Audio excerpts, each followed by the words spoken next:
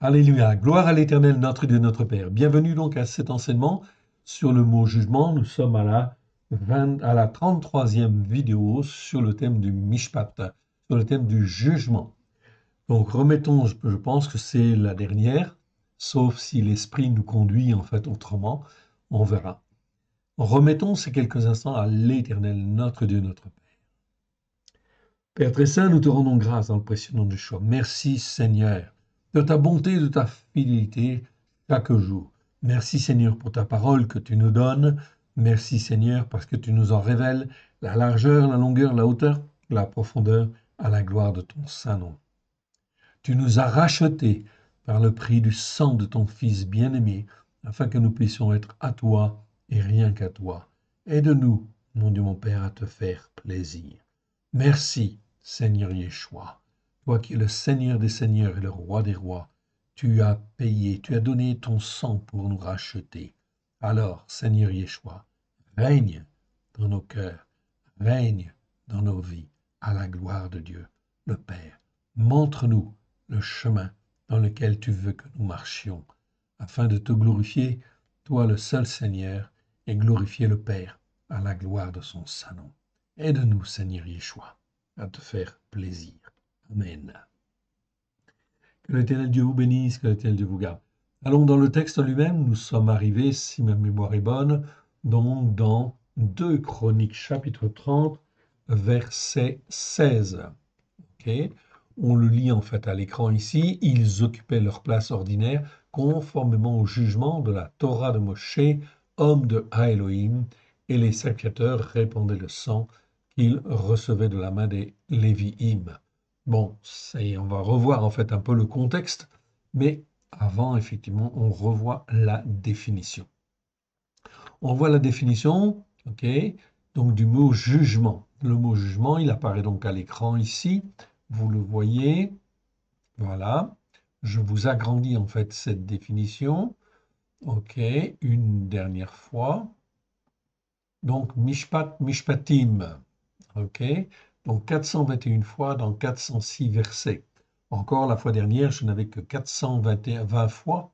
Ok, il me manquait un verset. Je l'ai retrouvé, oui bien sûr, afin que nous ayons vu tous les versets contenant le mot mishpat. On viendra tout à l'heure le voir. Ok, donc ici 421 fois dans 406 versets, ceci dans le but de nous former, de nous façonner, afin que nous puissions avoir un jugement juste devant l'Éternel. On va donc relire en fait ici simplement les passages en fin de compte de Psaume. Psaume 19, verset en fait ici, donc 7 à 11. Ok, donc 7 à 11 nous dit quoi? Donc à propos en fait des jugements, ou jugements justes. Psaume en fin de compte 19, verset 7 à 11 nous dit « La Torah de l'Éternel est parfaite, elle restaure l'âme. Le témoignage de l'Éternel est véritable, il rend sage l'ignorant. » Les corrections, picouding, ça doit toujours être traduit comme ça. Effectivement, c'est pas toujours très bien traduit. On n'a pas étudié le mot dans le détail, mais c'est bien ça, c'est correction. De l'Éternel sont droites, elles réjouissent le cœur. Le cœur, c'est leb, ça se prononce lève. C'est pour ça qu'on disait toujours lève. Donc dans la tradition juive, on prononce toujours lève, mais en réalité, c'est un bet, en fait, à la fin, et non pas un vav. Donc c'est mieux effectivement de recaler en fait les choses. Donc leb, ça veut dire le cœur. Ça existe 592 fois dans 546 versets. On n'a pas fait en fin de compte de vidéo sur en fait ici ce mot. Du moins pas encore, mais ça viendra. Donc, elles réjouissent le cœur de l'homme. Le mot cœur, en fait, ici, a le même sens en hébreu et le même sens en français. C'est donc très bien. On a donc une correspondance parfaite, ce qui n'est pas toujours exact vis-à-vis de certains mots, on le verra. Les commandements de l'Éternel sont purs, ils éclairent les yeux. La crainte de l'Éternel est pure. Ici, crainte, c'est yira. Ok, donc ça, c'est la crainte. Yira, c'est toujours la crainte respectable et honorable de l'Éternel, notre Dieu, notre Père. Donc ça, c'est, on va dire, la bonne crainte. On doit tous être remplis de cette crainte-là. Okay, cette crainte-là, Abraham en était rempli, David aussi, Moshe aussi, les prophètes aussi, Yeshua en fait aussi, c'est la crainte honorable et respectable en fait ici de l'Éternel Dieu. Donc on n'a pas fait de vidéo encore là-dessus non plus, ok, ça viendra, on s'entend, ça c'est la bonne crainte. La crainte en fait ici, comme parade, etc., ou d'autres mots en fait ici, ce sont effectivement des craintes qui en fait ici ne sont pas saines et nous visent en fin de compte à nous faire faire des erreurs. Comme en fait ici le mot parade, c'est le mot terreur. Eh bien, si on est dans la terreur en fin de compte de Dieu, ben c'est pas bon. Ok, ça va fausser en fait notre jugement. Voilà pourquoi il faut apprendre à avoir une crainte respectable et honorable. Comment est-ce que je peux l'acquérir? Eh bien simplement en écoutant la parole de Dieu, en la mettant en pratique, en apprenant à marcher selon un jugement juste et dans la justice par la foi. Eh bien dans ce cas-là, l'Esprit Saint nous fortifie, nous rassure et nous montre la bonne crainte de l'Éternel.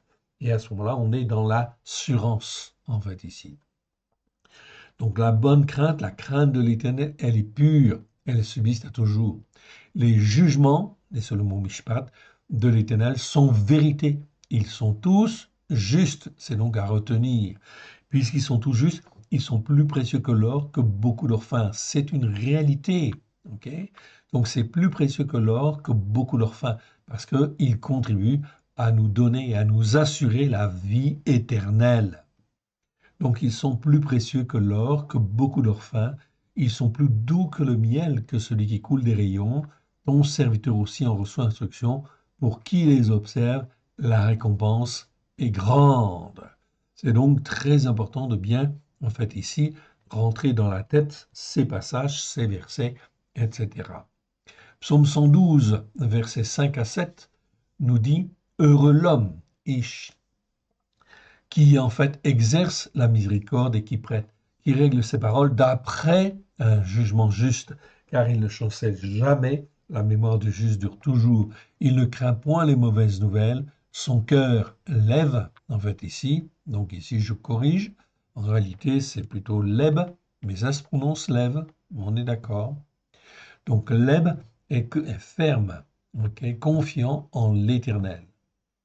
Donc la première fois, ce mot-là, en fait, existe, ce mot mishpat, jugement existe dans Genèse 18, 19, où l'Éternel parle d'Abraham et dit « Car je l'ai choisi, afin qu'il ordonne à ses fils et à sa maison après lui de garder la voie de l'Éternel. » Je monte en fait ici pour que vous puissiez bien voir ce verset, « Car je l'ai choisi afin qu'il ordonne à ses fils et à sa maison après lui de garder la voie de l'Éternel. » Comment? En pratiquant la justice par la foi et un jugement juste, et qu'ainsi l'Éternel accomplisse en faveur d'Abraham, les promesses qu'il lui a faites. Donc, depuis Abraham, depuis en fait ici Noé, depuis en fait Job, en fait ici on l'a vu, il faut apprendre à marcher dans la justice par la foi et un jugement juste. Il n'y a pas 36 solutions, il faut étudier la parole et la mettre en pratique, bien évidemment. Voilà pourquoi nous avons fait en fait ici des vidéos. Nous sommes à la 33e sur le mot Mishpat. On a vu tous les versets où il y a le mot Mishpat. C'est donc très important, fondamental, c'est plus précieux que l'or pur et ça doit contribuer à nous donner de l'assurance, en fait ici, notamment quand il y a des mauvaises nouvelles. Je réduis en fait ici cette définition pour ne pas faire trop de dérangements dans ma base. Ok, voilà. Ok, et on va aller voir le verset qui nous manquait, puisque je vous ai dit qu'il y avait 421 fois, quand le mot Mishpat existait 421 fois, il m'en manquait un, je l'ai donc retrouvé, c'est donc dans Esdras chapitre 3, verset 4. On va donc le voir, Esdras, donc Esdras, on y arrive, Esdras chapitre 3, voilà, au verset 4. Là, nous le voyons au verset 4. Et on va lire du verset 1 au verset 7. Donc Esdras chapitre 3, verset 1 à 7, on va lire. Donc on va retrouver le dernier mot, en fait ici, qui nous manquait sur les 421 fois. Donc là, on parle du septième mois. Donc Esdras, vous vous souvenez, il remettait en place la parole de Dieu, en fait ici, dans les cœurs des uns et les cœurs des autres, afin que les hommes apprennent à écouter et à mettre en pratique. J'insiste beaucoup là-dessus. Là, on parle de la fête des tabernacles. Ok, très important, elle a lieu le septième mois. Verset 1, le septième mois arriva. Les fils d'Israël étaient dans leur ville. Alors le peuple s'assembla comme un seul homme à Yerushalayim. Yehoshua, fils de Yotzatak, avec ses frères les secrétaires, et Zerubbabel, fils de Shealtiel, qui avait ramené les Juifs d'Israël, enfin toute une partie, une minorité, qui était rentrée en fait en Israël, avec ses frères, se levèrent et bâtirent l'autel de l'Éternel d'Israël, l'autel de l'Élohim d'Israël, pour y offrir des sacrifices d'élévation à la place du holocauste, sacrifices d'élévation, selon ce qui est écrit dans la Torah de Moshe, homme de Elohim. Ils rétablirent l'autel sur ses fondements, quoiqu'ils aient une terreur effrayante. Ici, c'est bien le mot Emma, c'est pas crainte. Ici, c'est un autre mot. On ne l'a pas étudié dans le détail, celui-là. On aura l'occasion de le faire. Donc, Emma, ça nous parle plutôt de terreur effrayante. Donc, ils avaient une terreur effrayante, justement, des populations, en fait, voisines, qui étaient hostiles. Oui, bien sûr. Donc, ils rétablirent l'autel sur ses fondements, quoiqu'ils avaient une terreur effrayante. Emma, on étudiera ce mot. Donc, c'est un mot, en fin de compte, qui nous parle, en fait, beaucoup plus de terreur effrayante. Des peuplades du pays. Mais ils offrirent des sacrifices d'élévation à l'Éternel, les sacrifices d'élévation du matin et du soir. Donc, quand on parle de sacrifice d'élévation, c'est en fait aujourd'hui, on n'en fait plus, oui, bien sûr, mais c'est exactement le même principe. Pourquoi on faisait des sacrifices d'élévation, des holocaustes? C'était des sacrifices d'élévation dans le but de toujours se tourner vers le seul Dieu unique et vrai. Aujourd'hui, le sacrifice d'élévation que nous devons faire, bien sûr, si nous voulons rentrer dans cette même logique, c'est le matin et le soir, se tourner vers l'éternel Dieu dans la prière au travers de Yeshua, c'est-à-dire s'élever vers notre Dieu et ne pas l'oublier, matin et soir. Verset 4. Ils célébrèrent la fête des cabanes ou la fête des tabernacles ou la fête de Sukkot, vous l'appelez comme vous voulez. En hébreu, c'est Sukkot. Ils célébrèrent la fête des cabanes comme il est écrit.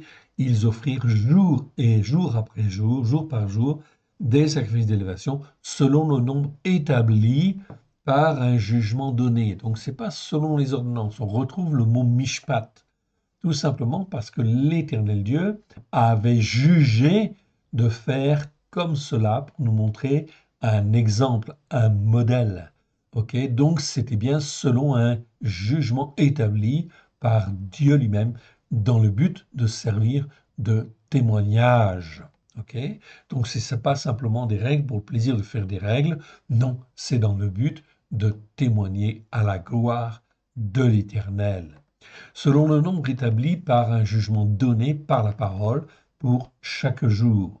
Après cela, ils offrirent le sacrifice d'élévation perpétuelle, plutôt que holocauste, les sacrifices d'élévation des nouvelles lunes, et toutes les solennités consacrées, etc., à ceux de quiconque faisait des offrandes volontaires à l'Éternel. Dès le premier jour du septième mois, ils commencèrent à offrir à l'Éternel des sacrifices d'élévation, bien que le sanctuaire de l'Éternel n'avait pas encore été reconstruit. Vous vous souvenez, Israël avait été dispersé, Jérusalem avait été détruite, etc., et emmené en captivité en fait à Babylone. Et là, en fait, ils sont revenus. Donc certains recommencent en fait ici à écouter et à pratiquer. C'est très bien, c'est un retour à l'Éternel. C'est exactement ce qui doit se passer. Aujourd'hui, nous sommes en 2024. Eh bien, en fait, Yeshua nous a rachetés par le sang de l'agneau afin que nous puissions être un peuple pour servir l'Éternel et le glorifier. Donc les fêtes de l'Éternel sont extrêmement importantes car elles ont toute une dimension messianique et prophétique. Là, on voit la fête des tabernacles. On donna de l'argent aux tailleurs de pierre, aux charpentiers, des vivres, des boissons, de l'huile, aux Sidonimes et en fait aux Tyriens pour qu'ils amènent par mer jusqu'à Yaphos. Yaphos, c'est Jaffa, des bois de cèdre du Lébanon, suivant l'autorisation qu'on avait eue de Koresh, roi de Perse, qui est nommé chez les nations par Cyrus, dénommé chez les nations par le roi Cyrus. Donc tout cela est un exemple, oui bien sûr, de fête de l'Éternel, de la fête de Sukkot. Revenons à notre 2 Chroniques, 2 Chroniques chapitre 30, okay, verset 16.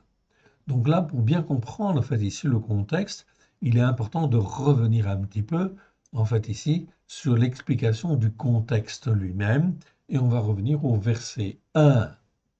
Donc on va lire du verset 1 à 3 déjà, si ma mémoire est bonne, et en fait 13 à 20. Ok, donc on lira ces versets-là. Mais avant, il faut resituer un petit peu le contexte. Ok, donc on va faire un petit rappel historique très important. Je vous entends en fait ici le commentaire. 2 Chroniques, chapitre 30.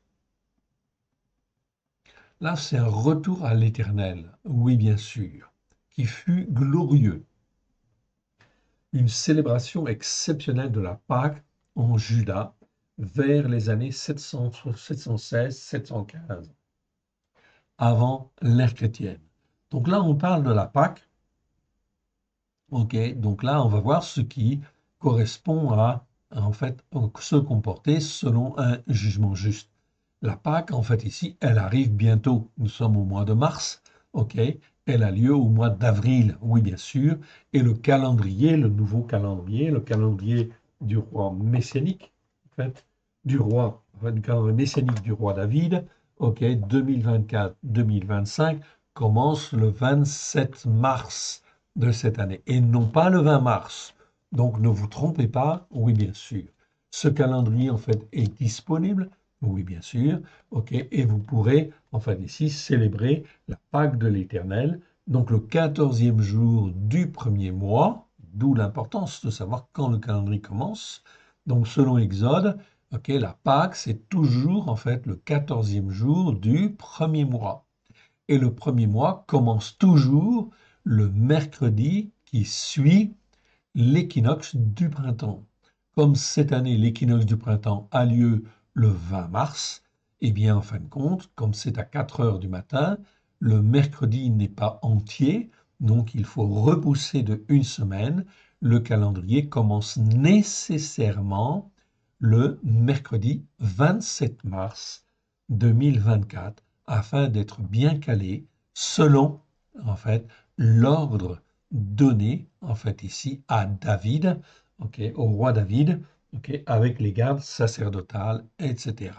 Mais également selon, effectivement, tout ce qui est écrit dans la parole de Dieu, notamment dans Exode, puisque vous voyez bien, la Pâque de l'Éternel, c'est toujours le premier mois. Donc le premier mois de l'année, c'est bien, en fin de compte, après l'équinoxe de printemps. Donc le premier mois de l'année, ce n'est jamais janvier, en fait ici. Ça, c'est les chrétiens qui ont inventé en fait ici ce calendrier. C'est bien parce que ça permet de retrouver aussi en fait les choses dans le temps, bien sûr, mais en réalité, ce n'est pas un calendrier spirituel et ce n'est pas le calendrier de Dieu.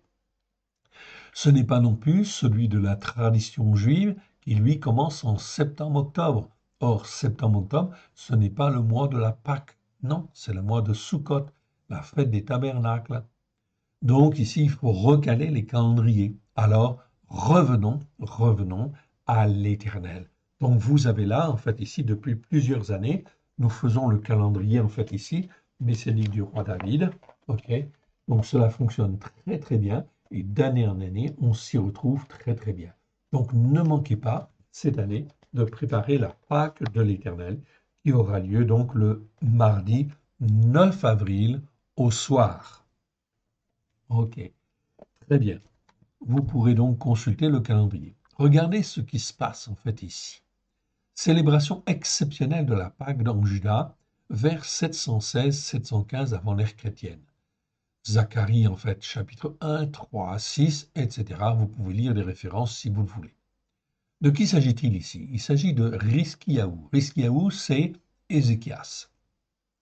Riskiaou, le nom Riskiaou, ça veut dire l'Éternel est ma force. Ok. Alors, si l'Éternel est ma force, eh bien, vous voyez, cela nous parle d'un point de vue prophétique.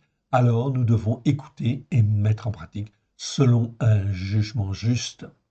Alors, Riskiaou, Ézéchias, règne à partir des années 729 avant Jésus-Christ, avant l'ère chrétienne. Vous avez les références de Roi 18.1, etc. Il devient roi en étant co-gérant, ok, co-régent, en fait ici on peut dire co-régent, c'est-à-dire il règne avec son père Ahaz. Osée, roi d'Israël, est dans sa troisième année de règne, donc il y a le roi de Juda, ok, c'est Riskiaou avec Achaz, ok, Ahaz, ok, et en Israël, sur les 10 tribus du nord, c'est le roi en fait Osée. Osée qui est dans la troisième année de son règne. 4 ans plus tard, Riskiaou est dans la quatrième année de son règne avec son père. Nous sommes là dans la septième année du roi Osée, roi d'Israël. Donc les 10 tribus du nord sont toujours là. Samarie est assiégée par le roi d'Assyrie, Salmanasar V. Okay. Pendant en fait 2 ans, en fait à peu près. Okay. Encore 2 ans plus tard, Riskiaou, Ézéchias, est donc maintenant dans la sixième année de son règne avec son père, de la co-régence avec son père. C'est alors la neuvième année et dernière année du roi Osée, okay, en tant que roi d'Israël. Donc, en tant que roi d'Israël. En effet, c'est la chute de Samarie. Okay, les 10 tribus du Nord n'ont pas arrêté, en fait, ici, de pratiquer le péché de Jéroboam. C'est-à-dire dans une théologie qui n'était pas celle, en fin de compte, que Dieu avait donnée. Donc, ils avaient créé leur propre religion, leur propre théologie. C'est la théologie, en fait, ici, de Jéroboam. Il en est de même avec les catholiques, il en est de même avec les protestants, il en est de même avec les évangéliques, il en est de même avec la plupart, en fin de compte, des religions orthodoxes ou autres, même dans les cultes messianiques. Chacun, en fait, a son culte, a ses règles, etc. On utilise une partie de la parole de Dieu, mais on n'est pas sur la montagne de Sion. Donc, en fait, ici, toutes ces religions ici sont, en fait, ici, des religions qui sont faussées, qui, en fin de compte, ne respectent pas, en fait, ici, la Torah, pleine de grâce et de vérité au travers de Yeshua. Je parle, en fin de compte, aussi des chrétiens, et je le souligne tout simplement parce que, en fait, on fait le dimanche et non pas le Shabbat. On fait les Pâques chrétiennes et non pas la Pâque de l'Éternel. On fait Noël, mais on ne fait pas Sukkot, on ne fait pas Hanouka non plus. Bien que Hanouka n'est pas une fête de l'Éternel, mais c'est la fête de la lumière. Et la lumière, c'est qui? C'est Yeshua. En réalité, donc, la fête de Hanouka doit aussi être célébrée, bien sûr, pour célébrer la lumière parmi nous, en fait, ici, et aussi parce que nous devons être lumière pour Dieu. Donc ici, toutes ces explications nous amènent en fait à apprendre à avoir un jugement juste devant l'Éternel. Donc ici, c'est alors la neuvième année et dernière année de Osée en tant que roi d'Israël.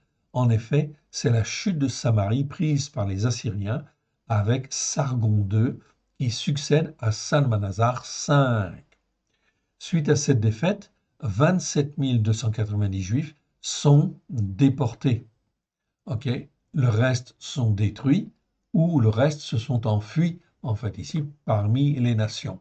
Les 10 tribus du Nord sont éliminées, en fait, ici. Elles n'existent plus. Tout simplement à cause de la désobéissance, okay, et de l'insoumission. Donc, Ézéchias, okay, qui est le roi de Juda, subsiste en fait encore. Juda va subsister environ 230 ans, en fait à peu près, non pardon, 150 ans à peu près, un peu plus d'un siècle et demi. Okay, ils vont subsister. Okay. Et donc certains rois vont suivre la parole de Dieu, d'autres ne vont pas. Ézéchias, on va le voir, lui va revenir. Osée n'aura régné que 9 ans sur Israël, de 530 à 522 avant l'ère chrétienne. Je cite ici l'ère chrétienne, tout simplement parce que est-ce que les chrétiens ont mieux fait, en fait ici, que les juifs, en fait, hier? Est-ce qu'ils ont écouté et mis en pratique comme Yeshua l'a enseigné il y a 2000 ans avec ses disciples? Ok, vous avez, en fin de compte, vous pouvez juger de par vous-même. L'Éternel n'a eu de cesse de rappeler, d'appeler à la repentance son peuple par les prophètes de l'époque. Donc les 10 tribus du Nord, ok, ça a duré 230 ans. Cette idolâtrie, ce culte en fait ici idolâtre de Jéroboam a duré 230 ans. Ok. Depuis Yeshua, nous sommes en 2024, cela fait 2000 ans en fait ici qu'on néglige la parole de Dieu, qu'on néglige les enseignements de Yeshua, ok, et des disciples tels qu'ils ont été donnés en fait ici. Donc ça pose problème, oui bien sûr. Que va faire l'Éternel? Vous pensez bien qu'ici il y a des jugements qui vont venir.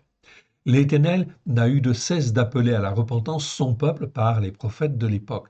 Mais Osée, roi d'Israël, et les 10 tribus du Nord persévérèrent dans le péché de Jéroboam, théologie du remplacement. Je vous renvoie en fin de compte au petit livret que nous avons fait. L'Église a-t-elle commis le péché de Jéroboam? C'est donc effectivement extrêmement clair.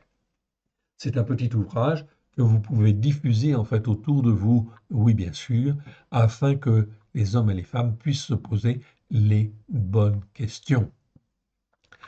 Mais Osée, roi d'Israël et les 10 tribus du Nord persévèrent dans le péché de Jéroboam, théologie du remplacement, dans la théologie du remplacement. Cette théologie de remplacement dura un peu plus de 2 siècles, 230 ans très exactement. Ok. On continue. Araz, le père de Rizkiaou, meurt. Donc, Rizkiaou, Ézéchias, maintenant va régner seul, ok, vers les années 715, 716, 715.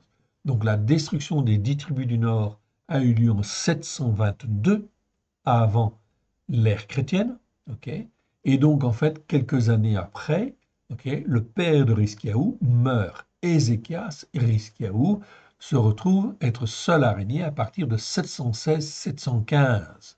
Okay, on le voit dans 2 Rois chapitre 18, versets 3 à 8. Donc, vers l'année 515 avant l'ère chrétienne, Rizkiaou, Ézéchias, entament alors les réformes dès qu'il règne seul le premier mois de la première année de son règne. On voit ça dans 2 Chroniques chapitre 29, verset 3. Ici, nous sommes dans le chapitre 30 de 2 Chroniques chapitre 30. Ici, dès le chapitre précédent, on voit que Rizkiaou a un cœur zélé pour revenir à l'Éternel, pour écouter et mettre en pratique. Mon frère, ma sœur, la nouvelle année spirituelle arrive, ok, le 27 mars, alors ne manquez pas de pratiquer et de mettre en pratique comme il convient. Cela correspond à des jugements justes devant l'Éternel.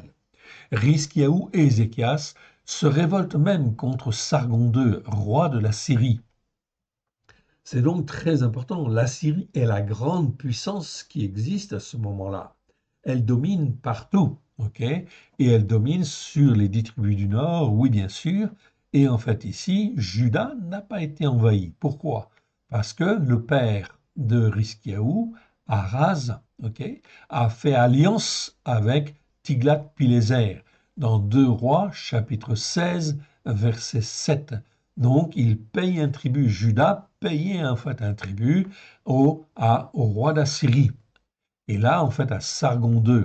Et Ézéchias dit, non, je ne veux pas continuer, ok, à payer le tribut, à être assujetti, en fait, à l'Assyrie. Quel courage! C'est donc très, très important, en fait, ici. Les Philistins sont battus par Ézéchias, Rizkiaou, ok? Mais Rizkiaou va chercher en fait à faire alliance avec l'Égypte, plutôt que de chercher appui auprès de l'Éternel, le Dieu d'Israël. Il était très très très bien parti, donc il ne faut pas lâcher prise. Ok, il continue en fin de compte ok, il aurait dû continuer à s'attacher encore plus à l'Éternel Dieu, le Dieu d'Israël. Ésaïe le prophète lui en fera le reproche. Oui, bien sûr. Ok. Ésaïe le prophète lui fera le reproche, en fait ici, lui en fera le reproche. En fait, c'est l'Éternel qui lui fait le reproche. Rizkiyahu et Ézéchias tombera gravement malade vers les années 705 avant l'ère chrétienne, d'une maladie qui est en fait à mourir, oui. Mais Rizkiyahu et Ézéchias va se repentir. Il guérira, il sera délivré de la puissance du nouveau, en fait ici, du nouveau roi d'Assyrie. Ok, puissance, ok, du nouveau roi d'Assyrie, autant pour moi, d'Assyrie, Sénachérib. L'Éternel accordera à Rizkiyahu 15 ans de vie supplémentaire. C'est donc très important. L'histoire, en fait, se répète toujours, toujours, toujours. Mon frère, ma soeur, je vais relire, en fait, ici, ce passage. Ok? Ce passage, en fait, en disant, en fait, ici, que Rizkiyahu et Ézéchias entament alors des réformes dès qu'il règne seul le premier mois de la première année de son règne. 2 Chroniques, chapitre 29, verset 3. Très très bien. Rizkiyahu et Ézéchias se révoltent contre Sargon II, roi de la Syrie, qui considérait Juda comme assujetti depuis l'alliance que fit son père Ahaz, avec Tiglath-Pileser III. 2 Rois 16, 7. Les Philistins sont battus par Ézéchias. Regardez ce qui se passe, le parallèle avec aujourd'hui. Nous sommes en 2024. Israël, en fait, se bat contre le Hamas. Ok? Les Philistins, ce sont les Palestiniens. En réalité, donc aujourd'hui, Palestiniens, c'est le nom latin des Philistins. Donc, de la même manière, aujourd'hui, Israël a la victoire sur le Hamas, sur les Palestiniens, en fait, on peut dire d'une manière générale, mais en réalité, c'est bien sur le Hamas. On est bien d'accord. Ok? Donc, que doit faire en fait ici? En fait, ici, Israël. Bien sûr, Israël aujourd'hui est soutenu par, en fin de compte, ici, les États-Unis. C'est très bien, c'est une très bonne chose. Et c'est une très bonne chose, et effectivement, Israël devrait être soutenu par d'autres pays, et notamment la France. Malheureusement, la France, en fait, ici, ne réagit pas bien comme il convient, puisque la France a un rôle particulier, devrait montrer parmi les nations l'exemple, en fait, à toutes les nations, et soutenir Israël d'une manière inconditionnelle. Mais que va faire Israël maintenant? Est-ce que Israël va effectivement, en fait, ici, faire alliance avec l'Égypte, ok, plutôt que de chercher appui auprès de l'Éternel, le Dieu d'Israël?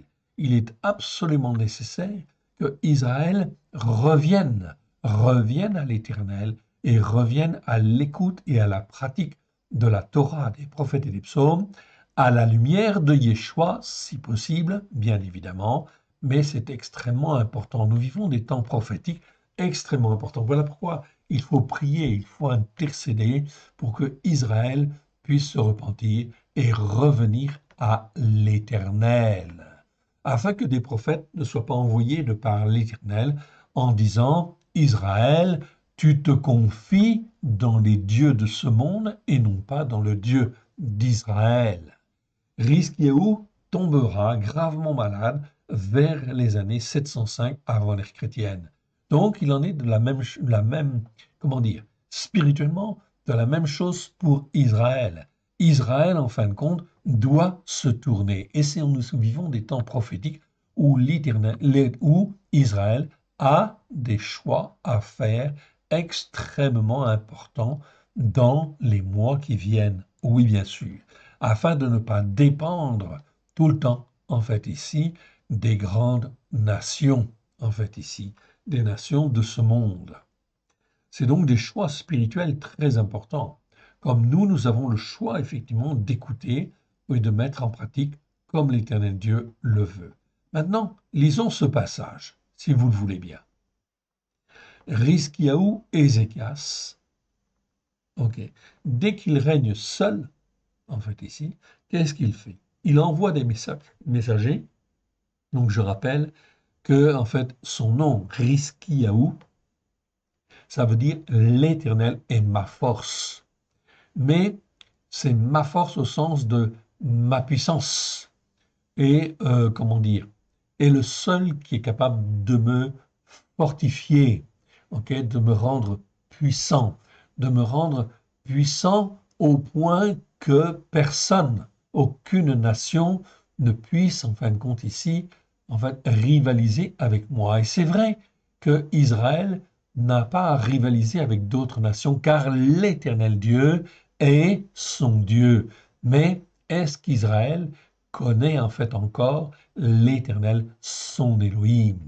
Voilà pourquoi c'est très important de prier, en fait, non seulement de prier, mais aussi de témoigner. Et tous ceux qui ont un cœur aujourd'hui pour témoigner, eh bien, effectivement, il faut qu'ils témoignent en faveur d'Israël, bien évidemment, et qu'ils puissent montrer à Israël que son Dieu est toujours là, bien évidemment. Rizkiyahu envoya des messagers dans tout Israël et Yehuda. Il écrivit aussi des lettres à Éphraïm, c'est-à-dire aux 10 tribus du nord, en fait à ceux qui restaient, et à Ménaché, pour qu'ils viennent à la maison de l'Éternel à Yerushalayim, célébrer la Pâque en l'honneur de l'Éternel, l'Élohim d'Israël. Parce que la Pâque, c'est en fait ici le rachat, oui bien sûr. C'est là que tout commence. Okay? Yeshua est notre Pâque, oui bien sûr. Okay? C'est là que commence en fait notre vie spirituelle. Voilà pourquoi la Pâque est quelque chose d'exceptionnellement important et fondamental dans en fait notre vie spirituelle.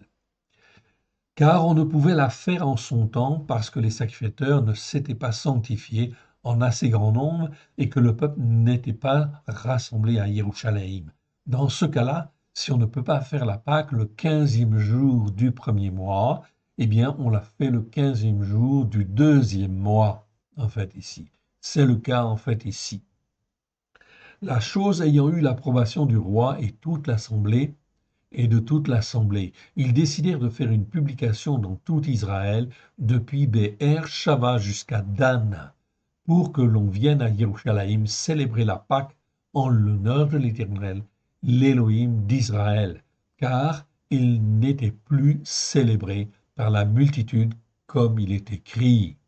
Donc ici, tous les Juifs sur la terre d'Israël, selon la Torah, sont obligés, en fait ici, pour les hommes, d'aller 3 fois en pèlerinage à Israël, non seulement en Israël, mais en fait à Jérusalem, ok, pour célébrer la Pâque, en fait ici, de l'Éternel. Aujourd'hui, le temple n'est plus là. Et au lieu, en fin de compte, de ça, eh bien, on a le dôme du rocher et la mosquée Al-Aqsa sur l'esplanade. Tout cela, en fin de compte, bien sûr, c'est en fait ici, en fait, ça n'a rien à faire une fois ici, évidemment. D'un point de vue prophétique, il va se passer des choses terribles dans les temps qui viennent. Peut-être même cette année déjà, en fait ici. Toujours est-il que des tensions sont à prévoir, qui sont énormes, oui bien sûr, car le temple doit être reconstruit un jour prochain, une année prochaine. Les coureurs allèrent avec des lettres du roi et de ses chefs dans tout Israël et Yehuda. D'après l'ordre du roi, ils dirent, fils d'Israël, revenez à l'Éternel, l'Élohim d'Abraham, de Yitzhak et d'Israël, afin qu'il revienne à vous, vous qui faites partie des réchappés de la main des rois d'Achour, c'est-à-dire d'Assyrie. On parle là, en fin de compte, bien de l'alliance faite à Abraham, Yitzhak et Jacob. On est toujours dans la même ligne spirituelle, en fait ici, ok, de la parole de Dieu depuis le départ. Lorsque Yeshua, en fait ici, nous rachète ici à la croix, eh bien, il nous rachète pour nous faire rentrer, que je sois juif ou non juif, dans l'alliance que l'Éternel Dieu fit à Abraham, Yitzhak et Jacob, et pas ailleurs. Et si l'on revient en fin de compte à l'écoute et à la mise en pratique, eh bien l'Éternel Dieu va revenir, afin qu'il revienne à vous, que l'Élohim d'Abraham, d'Israël et de Jacob, ok, revenez à l'Éternel, afin qu'il revienne à vous, ok. Donc c'est par la repentance que cela passe. Même chose dans les temps qui viennent. Voilà pourquoi la Pâque prochaine est une Pâque qui spirituellement est une Pâque très importante sur le plan prophétique. Vous qui faites partie des réchappés, réchappés en fait ici, ok, c'est effectivement le mot Pélata, on ne l'a pas étudié dans le détail, mais ça nous parle des réchappés de la main des rois d'Achour. Et nous sommes des réchappés, bien évidemment, en fait ici, des siècles en fait ici, en fait de théologie, de remplacement, etc. Voilà pourquoi il faut revenir à l'Éternel, à la Torah pleine de grâce et de vérité. Ne soyez pas comme vos pères ou comme vos frères qui ont péché contre l'Éternel, l'Élohim de leur père, et qui l'a livré à la désolation, comme vous le voyez. Et là, je vous le rappelle, ok, au temps d'Ézéchias, les 10 tribus du Nord ont été exterminées, en fait, ici, par en fait la puissance de la Syrie. Ok, certains, en fin de compte, ont été emmenés captifs, d'autres ont été détruits, d'autres se sont dispersés. On estime en fait à un tiers de ceux des 10 tribus ont été dispersés, un tiers s'est échappé et un tiers en fait a été détruit. Ok, donc l'Éternel Dieu, en fin de compte ici, a permis que ces choses arrivent pour montrer en fait ici que Judas et Benjamin, les deux tribus qui subsistent, avec les réchappés en fait ici des 10 tribus du Nord, eh bien ils sont là. Ok. Et là, en fin de compte, il est bien dit, verset 8, ne raidissez donc pas votre cou comme vos pères, donnez la main à l'Éternel, venez à son sanctuaire qu'il a sanctifié pour toujours. Servez l'Éternel, votre Élohim, pour que l'ardeur consumante de sa colère, ici c'est bien en fin de compte, okay, Raron, okay, le mot en fait existe 41 fois dans 40 versets, on verra en fait aussi ce mot-là, okay, c'est pas à traduire par colère, okay, ni fureur, c'est l'ardeur consumante, plus précisément, en fait ici. L'ardeur consumante de quoi? Eh bien de la colère de l'Éternel, car l'Éternel est en colère. Pourquoi il est en colère? Eh bien, parce qu'on n'écoute pas sa parole, okay, pleine de grâce et de vérité. L'Éternel Dieu a tout donné, en fait, ici, au travers de la Torah, des prophètes et des psaumes. Il a tout révélé et il a tout donné. Toute sa bénédiction, en fait, est là et elle se réalise, en fait, ici, au travers de Yeshua, car, en fait, ici, Yeshua a bien dit, en fait, dès le départ, je ne suis pas venu pour abolir la Torah et les prophètes, je suis venu pour l'accomplir. Et oui, l'accomplir dans nos cœurs et dans nos vies. Ceci sont des réalités spirituelles. Là, on est dans des jugements justes. Oui, bien sûr. OK. Si vous revenez, verset 9, si vous revenez à l'Éternel, vos frères et vos fils trouveront miséricorde auprès de ceux qui les ont emmenés captifs, et ils reviendront dans ce pays, car l'Éternel, votre Élohim, est compatissant et miséricordieux. Il ne détournera pas sa face de vous si vous revenez à lui. Si on se repent, l'Éternel, en fait, ici, agit. OK. Donc les coureurs allèrent ainsi de ville en ville dans le pays d'Éphraïm et de Ménaché jusqu'à Zébouloun, mais on se riait et on se moquait d'eux. C'est-à-dire que les hommes n'écoutent pas et en fait ici ne viennent pas, ne se repentent pas. Okay. Cependant, les gens de Hacher et de Ménaché et de Zébouloun s'humilièrent et revinrent à Jérusalem. Donc parmi ceux qui avaient vécu effectivement en fait ici la Syrie, l'agression en fait de la Syrie, etc., les violences en fin de compte de la Syrie, ok, eh bien en fin de compte certains d'entre eux en fait ici se sont repentis. Des gens de Hacher, des gens de Ménaché, de Zébouloun, donc des 10 tribus du Nord en fait ici, ok, des restes en fait ici s'humilièrent et vinrent à Yerushalayim. Dans Yehuda aussi, la main de Elohim se déploya pour leur donner un même cœur. Okay? La main de Elohim, c'est pas la main de Elohim, c'est la main de A Elohim. C'est-à-dire, on devrait traduire ce mot-là, A Elohim, c'est l'article A, c'est l'article en fait en hébreu qui est très démonstratif, très en fin de compte ici, très démonstratif. C'est comme si on disait le seul Dieu unique est vrai. Okay? Donc la main du seul Dieu unique est vrai se déploya pour leur donner un même cœur, en fait ici, leb, en fait ici, ou lève, en fait ici, si on prononce à la phonétique, en fait ici. Donc c'est leb, en fait ici. Un même cœur. Ici, c'est le même sens qu'en français. Ce mot lève, ok, lève, ok, c'est le même sens en fait qu'en français. Exactement le même sens. Donc nous avons un avantage en français de bien comprendre, de pouvoir bien comprendre et leur faire exécuter l'ordre du roi et des chefs selon la parole de l'Éternel.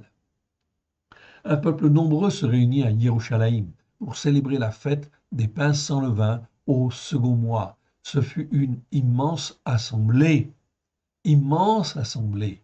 Un peuple nombreux se réunit à Jérusalem pour célébrer la fête des pains sans levain au second mois. Ce fut une immense assemblée. Ils se levèrent et ils firent disparaître les autels sur lesquels on sacrifiait dans Jérusalem et tous ceux sur lesquels on offrait des parfums et ils les jetèrent dans le torrent du Cédron. Ils émolèrent ensuite la Pâque le 14e jour. Donc la Pâque est toujours immolée le 14e jour, okay, et la fête commence le 15e jour. Donc le 14e jour du second mois, en fait, ici, okay, parce qu'on n'a pas pu la faire le premier mois. Les sacrificateurs et les Lévites, saisis de confusion, s'étaient sanctifiés. Ils offrirent les sacrifices d'élévation dans la maison de l'Éternel. Aujourd'hui, on n'a plus besoin de faire des sacrifices d'élévation, ok, tout simplement parce que Yeshua a tout accompli il y a 2000 ans déjà.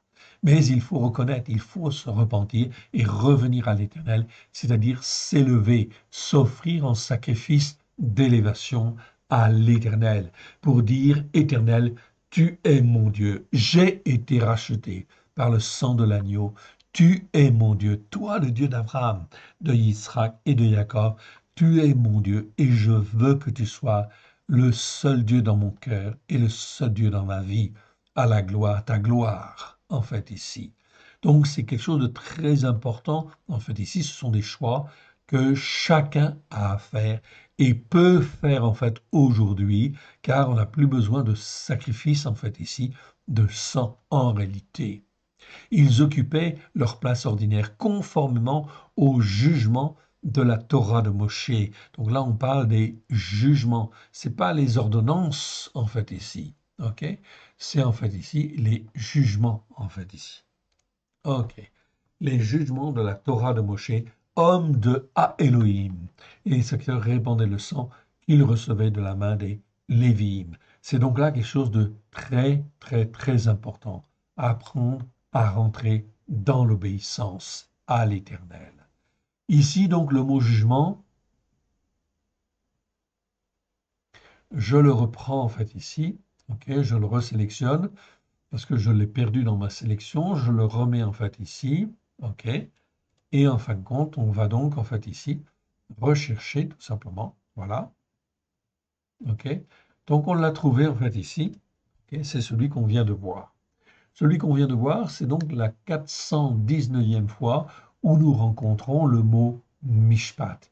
Il nous en reste deux, en fait, à voir. OK, deux fois. On va donc aller les voir et on va voir de quoi ça parle. Eh bien, ici, on arrive dans 2 Chroniques, chapitre 33. Donc là, on a vu Ézéchias qui revient.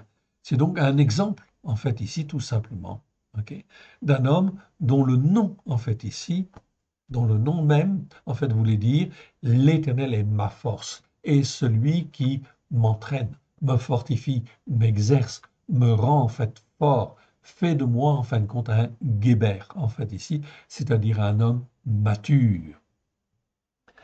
Voyons donc un petit peu plus tard, en fait, ici, au temps de Ménaché. Donc là, c'est le fils, en fait, de Riskiaou. Comment va-t-il se comporter? Est-ce qu'il va bien se comporter, en fin de compte, devant Dieu? Ok, on va voir. Ménaché avait 12 ans lorsqu'il devint roi. Il régna 55 ans à Jérusalem, à Jérusalem. Verset 2, tout de suite on te dit, il fit ce qui est mal aux yeux de l'Éternel, selon les abominations des nations que l'Éternel avait chassées devant les fils d'Israël. Il rebâtit les hauts lieux que Rizkiyahu, son père, Ézéchias, avait renversés. Il éleva des autels à Baal. Il fit des idoles d'Ashéra, c'est-à-dire des idoles, en fait, ici, en hébreu, c'est bien le mot Ashéra, c'est tout ce qui t'attire, en fait, ici, et qui te séduit, en fait, c'est des idoles de séduction. Donc ici, c'est-à-dire, en fait, ici, aujourd'hui, c'est quoi les idoles, en fin de compte, de séduction, en fait, ici? Eh bien, c'est toutes les choses qui peuvent attirer ton cœur, attirer tout ton être, ok, plutôt que d'aller vers Dieu. Donc, ça peut être des passions, ça peut être le foot, oui, bien sûr. C'est une idole d'Achéra, ok. Ça peut être toutes sortes d'autres choses qui, en fait, ici, focalisent ton attention, ton cœur, en fait, ici, ton âme, et effectivement t'empêchent de venir vers Dieu. Et ça, des idoles d'Achéra, il y en a beaucoup.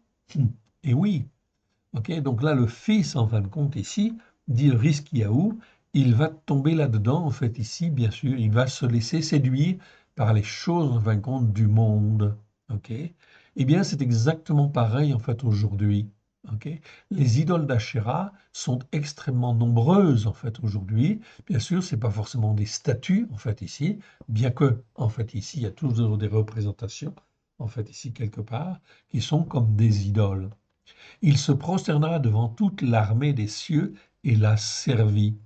Il bâtit des autels dans la maison de l'Éternel, quoique l'Éternel avait dit, c'est dans Jérusalem que sera mon nom à perpétuité.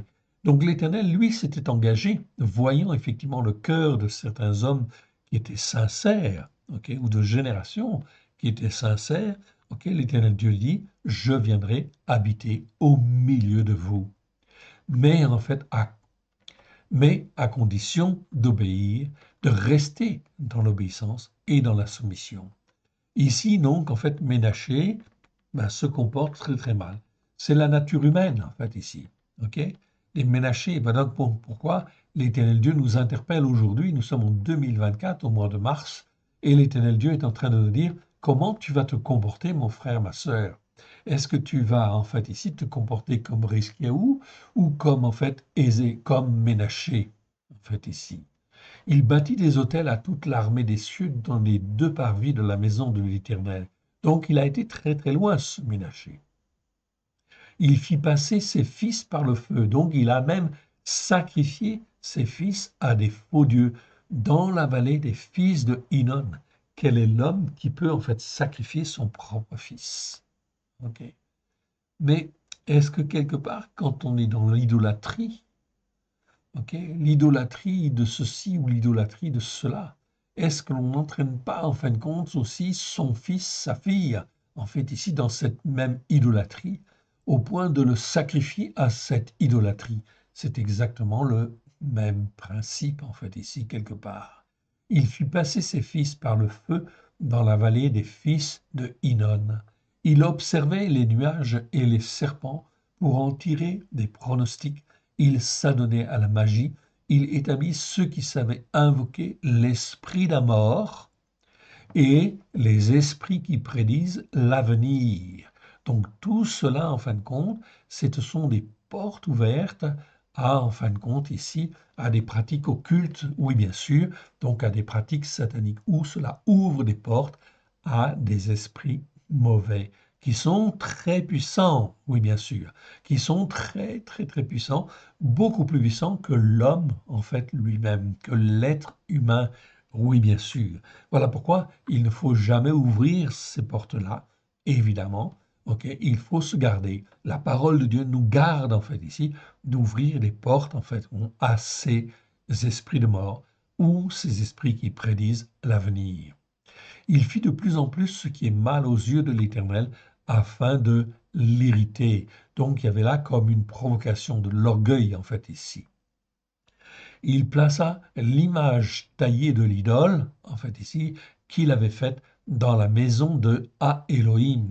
Donc dans le temple, en fait, il profana en fait ici le temple, dans laquelle Elohim avait dit à David et à Shelomo, son fils, c'est dans cette maison et dans Jérusalem que j'ai choisi parmi toutes les tribus que je veux à toujours placer mon nom. L'Éternel avait dit cela à David et à Shelomo, son fils. Donc, c'était un engagement de l'Éternel. Et l'Éternel serait resté là s'il y avait obéissance et soumission. Et Israël n'avait rien à craindre de qui que ce soit, d'aucune nation sur la terre à l'époque. S'il écoutait et s'il mettait en pratique. Il en est de même pour chacun de nous, mon frère, ma sœur. Aujourd'hui, cela se passe avec notre cœur, en fait, ici. Est-ce que dans nos cœurs, nous voulons placer, en fait, ici, le seul Dieu unique et vrai, à Elohim, Dieu d'Abraham, de Isaac et de Jacob? Si c'est oui, alors, ok, le temple, c'est en fait ton cœur, c'est ta vie, c'est toi-même, en fait, en réalité, depuis 2000 ans. Il faut comprendre, en fin de compte, cela, en fait, ici. Le sacrifice de Yeshua est venu pour que la Torah soit accomplie dans nos cœurs et dans nos vies, pour que l'Éternel Dieu puisse avoir, en fait ici, son trône dans nos cœurs et dans nos vies. Si on comprend cette dimension spirituelle, mon frère, ma sœur, alors là, la présence de l'Éternel est glorieuse, en fait ici, extrêmement glorieuse. Ok. On n'a pas lu tout le chapitre tout à l'heure, ok. Mais en fait ici, au temps de Rizkiaou, ils ont célébré la Pâque de l'Éternel pendant 7 jours. Et la présence de l'Éternel était tellement forte, elle remplissait tellement les cœurs. Ils décidèrent, en fait ici, de prolonger d'une semaine supplémentaire la fête. Et effectivement, elle dura non pas 7 jours, mais 2 fois 7 jours. Voilà pourquoi la fête de la Pâque au temps de Rizkiaou d'Ézéchias fut exceptionnelle. La présence de l'Éternel était extrêmement forte en fait ici, parce que il y avait là des cœurs sincères.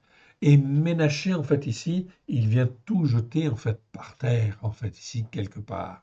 Et il vient provoquer en fait l'Éternel Dieu. Ok. Verset 8. Je ne ferai plus sortir Israël du pays que j'ai destiné à vos pères, pourvu seulement qu'ils aient soin de mettre en pratique tout ce que je leur ai commandé, selon toute la Torah, les lois et les jugements justes prescrits par Moshe. Je retrouve en fait ici, ok, le mot jugement, le mot mishpat que l'on a vu en fin de compte ici, ok, 421 fois, 420 fois, c'est la 420e fois où l'on voit le mot mishpat, en fait ici.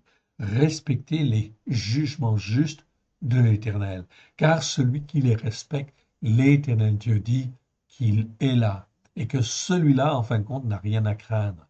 S'il marche dans les jugements justes de l'Éternel et dans la justice par la foi, car nous ne sommes pas justes, mais le sang de l'agneau nous lave, nous purifie et nous rend justes aux yeux de l'Éternel. C'est le mot tzedaka, bien évidemment, sur lequel nous avons fait en fin de compte des vidéos. Oui, bien sûr, vous pouvez les consulter. Ce mot est très mal traduit. Mais peu importe s'il est mal traduit, la révélation nous vient, ok, et l'Éternel Dieu nous révèle ces choses. Pourquoi? Tout simplement parce qu'il veut habiter dans chacun de nos cœurs avec puissance. Car c'est là son temple. Nous sommes, notre corps, dit Romain, dit Paulos dans Romains, notre corps est le temple, en fait, de Dieu, le temple de l'Éternel. OK? Voilà pourquoi, en fin de compte, il faut comprendre cette dimension spirituelle. Donc, peu importe si je suis dispersé parmi les nations, peu importe si je suis à Paris, OK, à New York, ou en fin de compte à Bayonne, etc., peu importe si l'Éternel Dieu est dans mon cœur, alors je célèbre la Pâque. Et en fin de compte, je lui demande pardon pour les théologies dans lesquelles j'étais et dans la repentance, en fait, ici, au travers de la repentance, je vais revenir, en fait, ici. Regardez ce qui se passe. OK. Ici, c'est très intéressant, vous allez voir. OK. Donc, Ménaché, il a été très loin. OK. OK. Ménaché, Mais Ménaché fut cause de que Yehuda et les habitants de Jérusalem s'égarèrent et firent le mal plus que les nations que l'Éternel avait détruites devant les fils d'Israël. L'Éternel parla à Ménaché et à son peuple, et ils n'y firent point attention.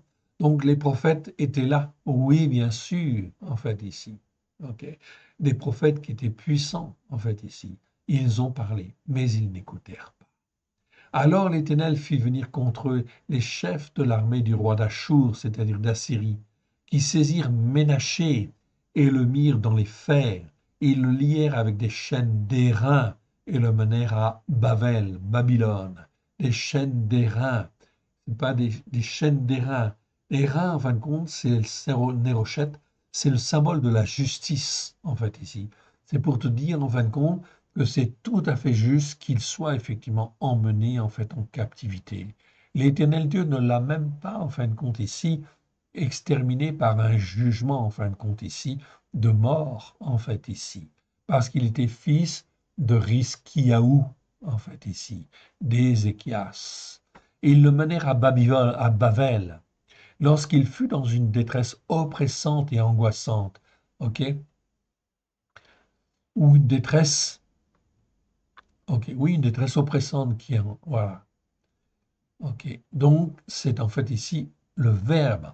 Je vous ai parlé du mot Sarah, en fait ici, qui est une détresse, en fait ici, ok, oppressante, qui amène l'angoisse. Ici, c'est le verbe Sarah. Sarah, en fait ici, 58 fois dans 56 versets. Ici, c'est le verbe. Et le verbe Sarah, ça veut dire être mis dans la détresse oppressante et angoissante. Donc là, l'Éternel Dieu sait très bien faire ça. Il ne veut pas écouter. Alors, en fin de compte, ok, il va être emmené prisonnier, enchaîné dans dans des chaînes d'airain, en fait, ici. Et il va vivre, en fin de compte, être mis dans la détresse oppressante et angoissante, jusqu'à ce qu'il plie le genou. L'Éternel Dieu sait faire cela. Aujourd'hui, nous sommes en 2024.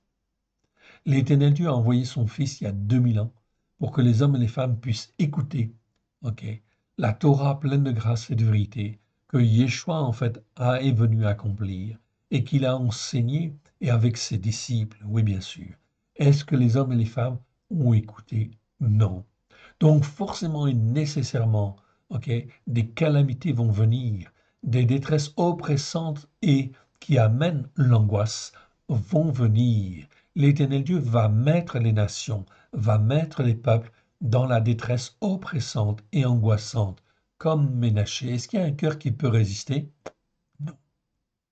C'est l'Éternel Dieu qui sonde les cœurs et qui sonde les reins.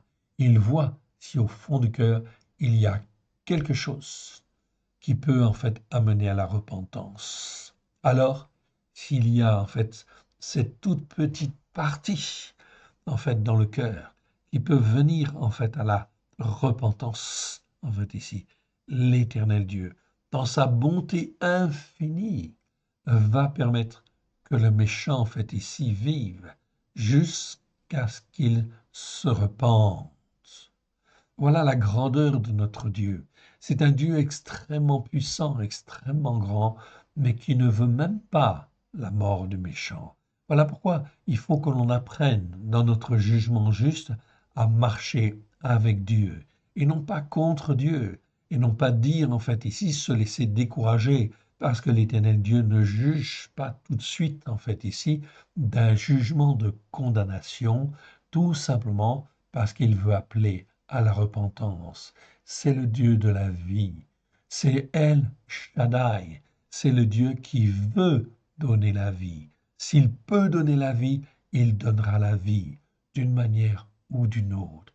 Nous avons un Dieu exceptionnel. C'est El Shaddai, le Dieu d'Abraham, de Yitzhak et de Jacob, le Dieu de Moshe, le Dieu en fin de compte des prophètes, le Dieu de Yeshua, notre Dieu, maintenant. Voilà pourquoi il faut apprendre à marcher avec lui et apprendre à raisonner selon ses jugements justes. Alors, que va-t-il se passer? Eh bien, on va voir. OK. Alors, ici il est dit, lorsqu'il fut dans la détresse oppressante et angoissante, ce Ménaché, en fait, il implora à l'Éternel, son Elohim. Ah, ah, même Ménaché, en fait, ici, ok, fils de Riskiaou. Eh bien, en fin de compte, il implora à l'Éternel, son Elohim, et il s'humilia profondément de l'Écriture devant l'Éternel, devant l'Élohim de ses pères. Il lui adressa ses prières, et l'Éternel, se laissant fléchir, exauça ses supplications. Il le ramena à Jérusalem, dans son royaume, et Ménaché reconnut que l'Éternel est à Elohim, pas était à Elohim, il est à Elohim. Il est à Elohim, il était à Elohim, il est à Elohim, il sera à Elohim, le seul Dieu unique et vrai qui veut donner la vie, qui est plein en fin de compte de compassion, de miséricorde pour celui qui se repent. Un Dieu comme ça, est-ce que vous en avez d'autres? Il n'y en a pas d'autres. Ça n'existe pas, en fait, ici. Ça n'existe pas. Voilà pourquoi nous avons la grâce, en fait, ici, de connaître le seul Dieu unique et vrai, qui est rempli de bonté, de miséricorde, qui est compatissant et qui nous aime et qui veut nous former, nous façonner afin que nous puissions devenir des guébères, c'est-à-dire des hommes et des femmes matures, enfin, devant lui. 14. Après cela, il bâtit en dehors de la ville de Yehuda, à l'occident, vers Guillaume dans la vallée, un mur qui se prolongeait jusqu'à la porte des poissons et dont il entoura la colline. Il l'éleva à une grande hauteur. Il mit aussi des chefs militaires dans toutes les villes fortes de Yehuda. Il fit disparaître de la maison de l'Éternel les dieux de l'étranger idolâtre. En fait, ici, et l'idole, et il renversa tous les autels qu'il avait bâtis sur la montagne de la maison de l'Éternel, à Jérusalem. Il les jeta hors de la ville. Il rétablit l'autel de l'Éternel et y offrit des sacrifices, des offrandes de reconnaissance et de remerciement. Et il ordonna à Yehuda de servir l'Éternel, l'Élohim d'Israël. Voilà donc en fait ici encore un exemple de repentance avec Ménaché, qui s'est vraiment très mal comporté, en fait, ici. Voilà, en fait, ici, l'Éternel, notre Dieu. Nous arrivons, en fin de compte, au dernier, en fait, ici. Dernier mot, Mishpat, ici.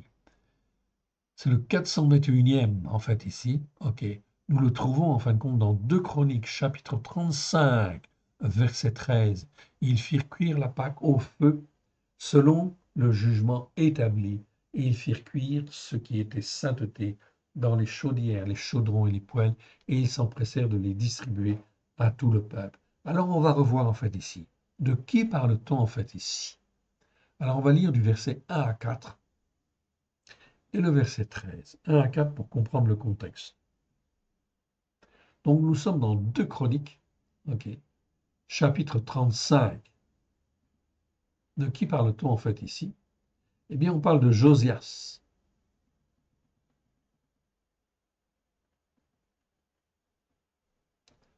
Josias, donc les temps, en fin de compte, ici, sont difficiles, okay, sont difficiles, comme les temps, en fin de compte, à venir vont être difficiles.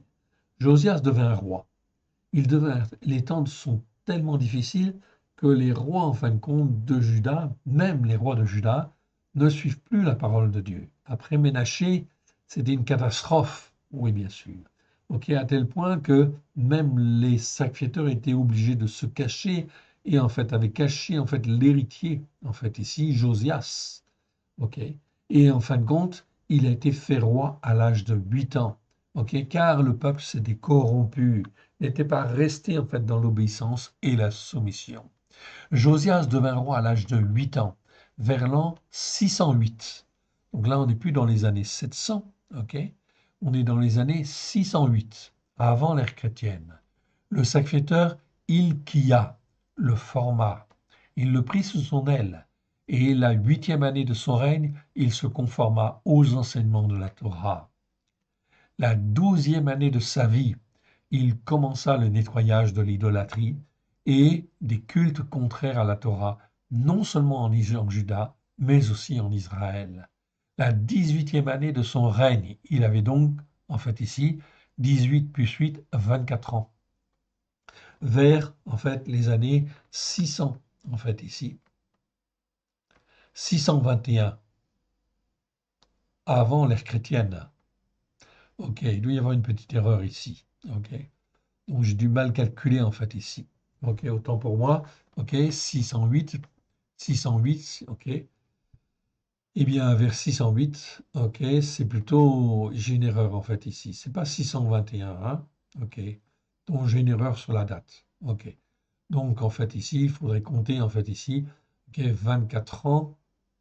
Ok, 18 années. 18 années, en fait, ici, de moins, donc c'est plutôt vers 590, vraisemblablement. OK, si je ne me trompe pas, plutôt, hein, vers 590, OK, avant l'ère chrétienne.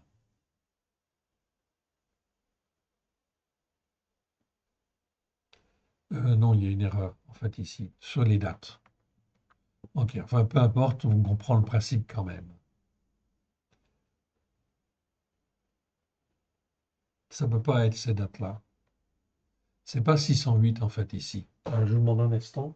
OK, je regarde dans mon dictionnaire, ici. Josias, Josias, Josias. Ok, Josias, 30 secondes. Alors, Josias. Alors, Josias. Alors, Josias. Est-ce qu'on a les dates? Ici, 18e année, 621. Voilà, 621. Donc, la 18e année, c'est 621. 18e année, ici, c'est 621. Donc, 621. Donc, en fait, ici, 18 ans, en fait, avant. 600, fait 600, 621, plus, en fait, 18. Voilà, c'est 639 en fait ici, à peu près. Hein, OK? À quelques années près, c'est ça. OK? Donc en fait ici, on retrouve. Donc Josaph devint roi à l'âge de 8 ans, vers les années plutôt 639, avant l'ère chrétienne. Le serviteur Hilkia le forma et la 8e année de son règne, il se conforma aux enseignements de la Torah. La 12e année de sa vie, il commença le nettoyage de l'idolâtrie et des cultes contraires à la Torah, non seulement en Juda, mais aussi en Israël. La 18e année de son règne, c'est-à-dire vers 621 avant l'ère chrétienne, il prit des mesures énergiques pour restaurer le temple. Le secrétaire Ilkija avait retrouvé au moins le livre du Deutéronome. Okay, donc peut-être qu'il n'a pas retrouvé toute la Torah. On ne sait pas dire en fait en réalité aujourd'hui. Tellement en fin de compte, la dégradation spirituelle était très très forte en fait ici, encore une fois. Donc voilà pourquoi, mes frères et mes sœurs, il faut vraiment s'attacher à l'écriture et en fin de compte ici, se donner des obligations, bien sûr, mais qui sont conformes à la Torah, afin de ne pas dévier, bien sûr, et ne pas se laisser entraîner par, en fin de compte, des cultes idolâtres. C'est très, très important. C'est pour ça que je vous encourage les fêtes de l'Éternel. Ça nous maintient toute l'année, en fait, ici, dans l'obéissance et la soumission. Le sacrificateur Ecclésia ayant retrouvé au moins le livre de Deutéronome à cette époque, peut-être toute la Torah, le peuple fut indigné à la lecture de ce livre et suivit assidûment Josias dans son emprise de restauration. Josias a été un excellent roi ici de Juda. Ok, un excellent roi de Juda. Yoshiahu célébra la Pâque de l'Éternel, ok, à Jérusalem, et l'on immola la Pâque le 14e jour du premier mois. Il établit des sacrificateurs dans leurs fonctions et les encouragea au service de la maison de l'Éternel. Il dit aux Lévites, c'est-à-dire aux Lévites qui enseignaient tout Israël et qui étaient consacrés à l'Éternel, placez l'arche de la sainteté dans la maison qu'a bâtie Shlomo, fils de David, roi d'Israël, et n'ayez plus à la porter. Ok, et n'ayez plus à la porter sur l'épaule. Servez maintenant l'Éternel votre Elohim et son peuple d'Israël. Tenez-vous prêts selon vos maisons paternelles, selon vos divisions, comme l'ont réglé David, roi d'Israël, dans un écrit à Shlomo son fils. Donc, on a en fait ici l'ordre en fin de compte des classes sacerdotales. Oui, bien sûr, elles sont mentionnées dans ce calendrier en fait ici. Ok. Donc, on a déjà toutes ces choses. Ok, ça vient. C'est pour ça que les choses qui vont venir vont être glorieuses si on rentre dans l'obéissance et la soumission. Donc, première chose, faites la Pâque de l'Éternel. Calez-vous sur le calendrier messianique du roi David. Verset 13, en fait, ici. Ils firent cuire la Pâque au feu selon le jugement établi. Ok, ici, non pas selon l'ordonnance, selon le jugement établi, car, en fait, ici encore, ici, c'est le mot mishpat, et cela veut dire que c'est selon les jugements que Dieu, en fin de compte, a mis en place afin que cela puisse servir de témoignage. Donc, célébrer la Pâque, en fait, ici, le mieux possible, même si vous ne la faites pas parfaitement, ce n'est pas grave, en fait, ici. L'essentiel est de la pratiquer, de marquer, en fait, ici, la Pâque de l'Éternel, afin de servir de témoignage aux uns et aux autres à la gloire de l'Éternel. Ils firent cuire la Pâque au feu selon le jugement établi, et ils firent cuire ce qui était sainteté dans les chaudières, les chaudrons et les poêles. Ils s'empressèrent de les distribuer à tout le peuple, etc., etc. Voilà donc en fait ici le mot mishpat en fait ici. Nous avons vu les en fait ici 421 versets. Je rappelle en fin de compte ici la définition ici en fait du mot mishpat dans en fait ici d'autres éléments que je n'ai pas lus en fin de compte tout à l'heure en fait ici. Donc mishpat mishpatim.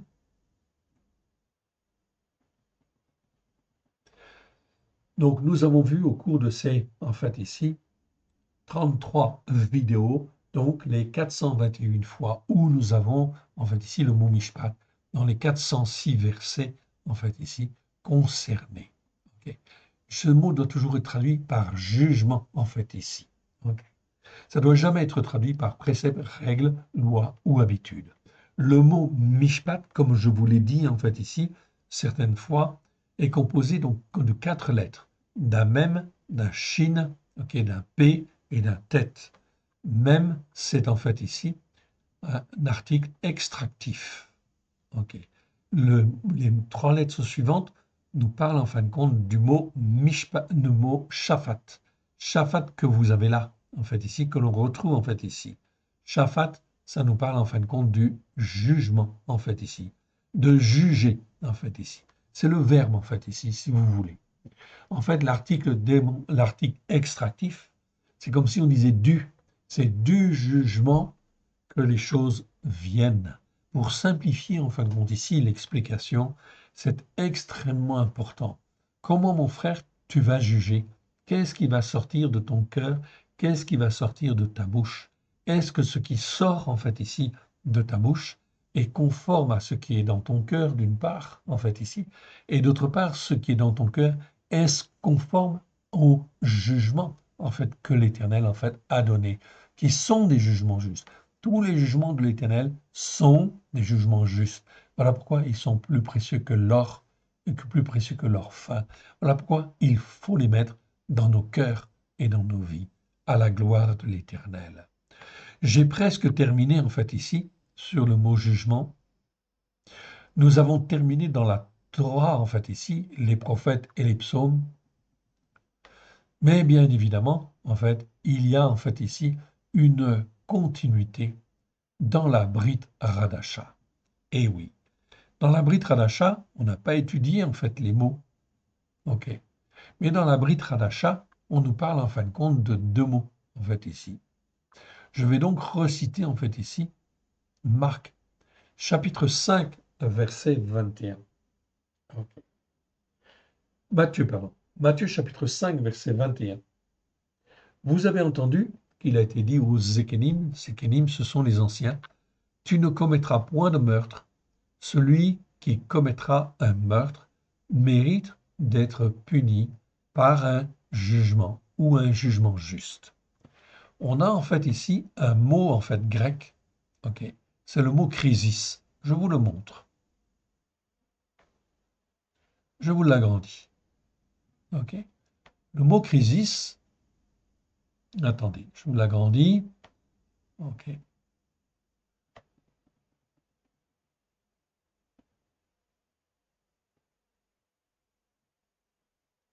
C'est un peu trop grand, hein, en fait, ici.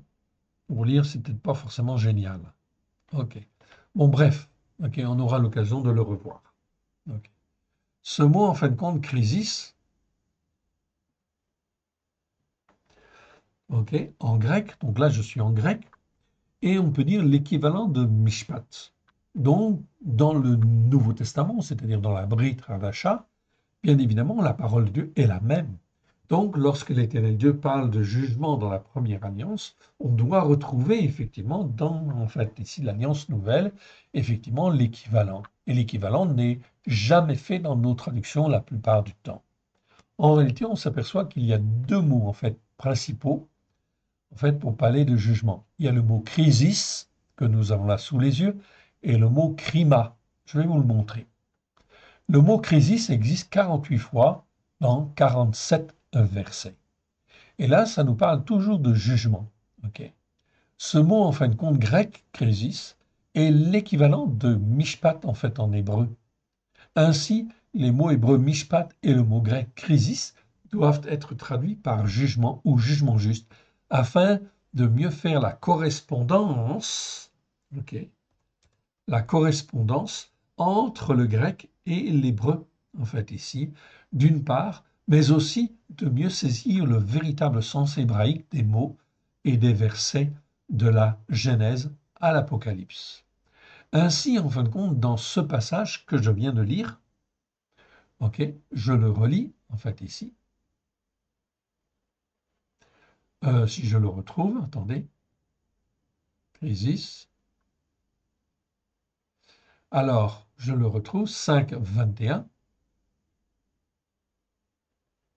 Voilà, pardon, j'étais trop vite.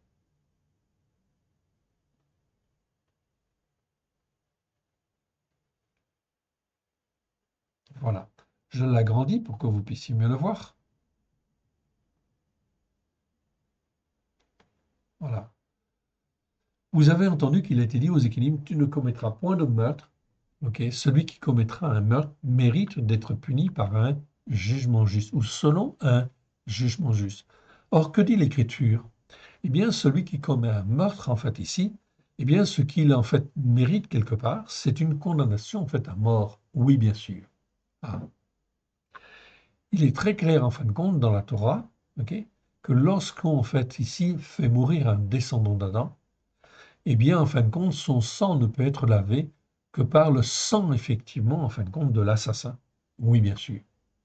Donc ça fait partie, en fin de compte, des jugements de Dieu. Bien sûr, il faut passer devant un tribunal, devant un jugement, pour savoir si les circonstances atténuantes ou autres, etc.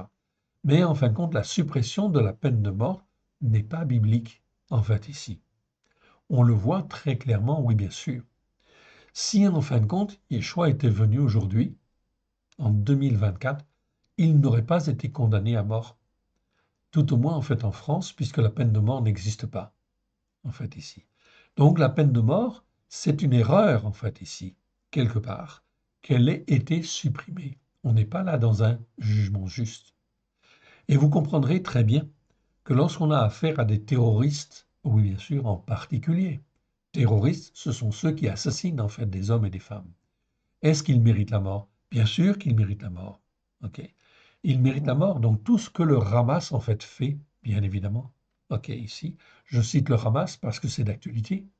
Eh bien, en fin de compte, ok, la peine que doit encourir en fait ici le Hamas, ou en fait les gens qui participent au Hamas, ou qui sont complices, eh bien, ils sont complices de meurtre en fait aussi quelque part. Donc il faut recaler en fait ici nos jugements pour être selon un jugement juste en fait devant l'Éternel. Vous avez entendu qu'il est dit en fait aux Ékénim, tu ne commettras point de meurtre. Celui en fait ici qui commettra un meurtre mérite d'être puni par un jugement juste, oui bien sûr. Mais moi je vous dis que quiconque est enflammé de colère contre son frère sans cause mérite d'être puni selon un jugement juste. On retrouve en fait ici le même mot crisis en fait ici en grec. C'est donc très très important de bien comprendre cela. On n'a pas fait les enseignements sur le mot crisis, en fait, en grec. Ok. On le fera peut-être, si Dieu le veut. Ok. Mais je vous cite déjà ce mot-là. Donc, même celui qui se met en colère sans, en fait, ici, cause contre son frère, mérite d'être puni selon le jugement juste. Les jugements de Yeshua sont terribles. Que celui qui dira à son frère Raka vaut rien, mérite d'être puni, en fait, ici, par un conseil d'anciens, un conseil de Zékénim. Et celui qui lui dira tu es un insensé, mérite d'être puni par le feu de la géhenne. Vous avez bien entendu, c'est quoi la géhenne? La géhenne, en fin de compte, eh bien, c'est en fait ici, c'est le feu de Satan, en fait ici. C'est le feu, en fin de compte, de la géhenne. C'est le feu, en fin de compte, où tout brûle, en fait ici, quelque part. C'est là où iront, en fait, tous les méchants. C'est là où iront, en fin de compte, tous les terroristes, oui, bien sûr, en fait ici. Donc voilà pourquoi, en fin de compte, ici, Yeshua nous appelle à avoir un jugement, en fin de compte, ici, qui soit d'un haut niveau, et non pas, en fin de compte, aussi, d'avoir à être, comment dire, d'être humaniste au point, en fin de compte, de tolérer, en fait, ici, tout, et de tout excuser, en fait, ici, bien évidemment. Ça, c'était le premier mot, en fait, ici. C'est le mot crisis. Maintenant, je vais vous montrer le deuxième mot, en fait, ici, qui parle de jugement dans la Brit Hadasha. C'est le mot krima. Ok, je vous le montre. Et on le trouve pour la première fois dans Matthieu chapitre 7. Ok, 7, verset 2. Ok. Et là, en fin de compte, c'est toujours le Seigneur Yeshua qui parle. Ne jugez point afin que vous ne soyez point jugés, car on vous jugera du jugement de condamnation dont vous jugez, et l'on vous mesurera avec la mesure dont vous mesurez. Ici, en fin de compte, le mot, en fait, ici, ce n'est pas le mot crisis, en fait, que l'on traduit par jugement ou jugement juste. Ici, le mot krima ne nous parle pas de jugement juste en réalité. Enfin, ça nous parle de jugement juste, mais plutôt de jugement de condamnation, de sentence de condamnation. Donc tous ces versets sont mal traduits dans nos traductions françaises. Ce mot-là, il existe en fin de compte 28 fois dans 28 versets. Je vous le montre. Ok. 28 fois dans 28 versets. C'est le mot krima. Ce n'est pas le mot crisis, c'est le mot krima. Crisis, ça existe 48 fois dans 48 versets. Ça nous parle de jugement juste. Oui. Mais le mot krima nous parle toujours de jugement de condamnation ou sentence de condamnation. Voilà pourquoi dans ce verset 7.2 de Matthieu, Yeshua nous dit, en fait ici, ne condamnez jamais. Quand on dit ne jugez pas, c'est ne condamnez pas, ne condamnez jamais. Comme vous avez pu le voir au travers, en fin de compte, de Ménaché, qui a régné plus de 50 ans, eh bien, l'Éternel Dieu, en fin de compte ici, a toujours fait les choses dans le but de le ramener à l'Éternel. Donc l'Éternel Dieu, s'il permet que le méchant, en fin de compte, subsiste, c'est soit parce qu'il va servir, en fait, ici, à des sanctions plus tard, en fait, ici, okay, contre, en fait, ici, d'autres méchants, d'autres gens qui se conforment mal, okay, ou alors c'est parce qu'il a un cœur qui peut revenir à l'Éternel. Qui peut voir ça? Il n'y a que l'Éternel, notre Dieu, qui peut juger de ces choses. Voilà pourquoi il ne faut jamais juger d'un jugement de condamnation. La seule chose seul moment où je peux avoir un jugement de condamnation, c'est parce que l'Éternel Dieu, en fait ici, condamne. Ok.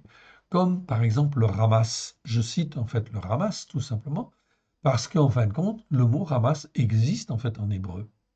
Et effectivement, on fera les enseignements sur le mot ramas. Ce sera certainement les prochains enseignements que l'on fera. On étudiera tous les mots ramas dans la Bible. Et là, en fin de compte, d'une manière très claire, quel est le jugement juste vis-à-vis des terroristes? Ok. Vis-à-vis de tous ceux qui sont terroristes, eh bien, en fin de compte, le jugement juste, en fait, ici, c'est le jugement de Dieu, en fait, ici, c'est la condamnation. C'est la condamnation à mort. Oh oui, bien sûr. C'est très clairement explicité dans les Écritures. Donc, si je dis aujourd'hui que le Hamas doit être condamné, en fait, à mort, la réponse, en fin de compte, est-ce qu'elle est juste ou pas juste devant l'Éternel? Eh bien, en fait, elle est juste. Non pas parce que ce n'est pas mon jugement, c'est le jugement de Dieu. Et tous les jugements de Dieu sont des jugements justes. Voilà pourquoi il faut que j'apprenne à juger d'une manière juste devant l'Éternel. Donc les mots en fait ici, krima et crisis que l'on a vu tout à l'heure, ok, nous les avons distingués, oui bien sûr, dans notre traduction du Nouveau Testament en fait ici, que vous avez là, qui s'appelle en fait ici la Torah accomplie. Ça, c'est la traduction en fin de compte que nous avons corrigée en fait ici par rapport aux traductions françaises que nous avons. Nous avons donc en fait ici fait attention à ce que en fait ici le mot crisis et le mot crima ne soient pas traduits en fin de compte de la même manière parce que leur signification profonde est différente. Crima nous parle de jugement de condamnation, crisis nous parle de jugement juste. Vous pouvez donc vous référer à cette Torah accomplie et bien sûr la conseiller en fait à droite et à gauche afin que les hommes et les femmes puissent être éduqués, mieux éduqués en fait sur les racines hébraïques de la foi, mais aussi mieux éduqués pour avoir un jugement juste devant l'Éternel. C'est donc là quelque chose de très, très, très important. Voilà donc en fait notre 33e vidéo qui se termine, en fait ici. On va donc en fait terminer par une petite prière, si vous voulez bien, ok, à la gloire de l'Éternel. Père très saint, nous te rendons grâce pour les enseignements que tu nous as donnés. Nous bénissons ta parole dans le précieux nom de Yeshua. Nous n'avons pas tout saisi, Seigneur, pardonne, Seigneur, ton serviteur, ta servante, pour ce que nous n'avons pas compris. Mais nous sommes là, Seigneur, devant toi. Parle, Seigneur, ton serviteur, ta servante écoute. Que tout ce qui n'est pas de toi dans le nom d'Yeshua s'en aille dans les lieux arides. Que ce qui est de toi soit loin de grâce et de vérité au travers de Yeshua, ton Fils bien-aimé, et que cela puisse trouver un terrain favorable dans chacun de nos cœurs, à la gloire de ton saint nom. Forme-nous, façonne-nous à la gloire de ton saint nom. Aide-nous, mon Dieu, mon Père, à te faire plaisir, car nous voulons être à toi, et rien qu'à toi, à la gloire de ton saint nom. Alléluia. Amen. Que l'Éternel Dieu vous bénisse, que l'Éternel Dieu vous garde, dans le précieux nom de Yeshua. Alléluia. Amen.